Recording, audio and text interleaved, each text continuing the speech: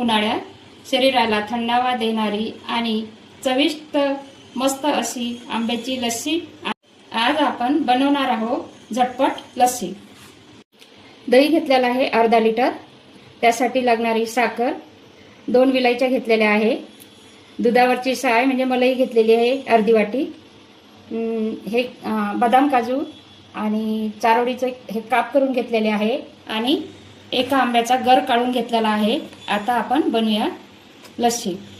दही असं घोटून घ्यायचं आहे, याच्यामध्ये साखर टाकायची आहे आपल्याला जसं गोड हवं आहे तसं, आणि याच्यामध्ये आंब्याचा गर पण काढलेला टाकून घ्यायचा आहे। याच्यामध्ये विलायची पण बारीक करून घेतलेली आहे, विलायचीनं स्वाद छान लागते लस्सीचा। असं फिरून घ्यायचं आहे।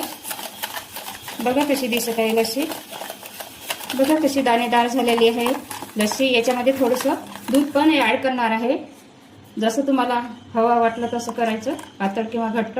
मी थोडंसं घेतलेलं आहे दूध आणि दुधावरची हे मलाई पण घेत आहे अर्धी वाटी। यानं छान स्मूथ लस्सी होणार आहे। लस्सी अशी फिरून घ्यायची आहे। याच्यामध्ये साखर पण टाकलेला आहे आपण। दाणेदार झालेली आहे आपली लस्सी। बघा बघा आपली लस्सी झटपट तयार झालेली आहे। आता आपण ग्लासमध्ये सर्व करून घेऊया। बघा कशी झालेली आहे, थिकनेस पण आपल्या लस्सीचा व्यवस्थित आलेला आहे। आपण दुधावरची मलाई टाकलेली आहे त्याच्यामुळे स्मूथ आलेला आहे। याच्यावरती आपण गार्निश करून घेऊया ड्रायफ्रूट टाकून।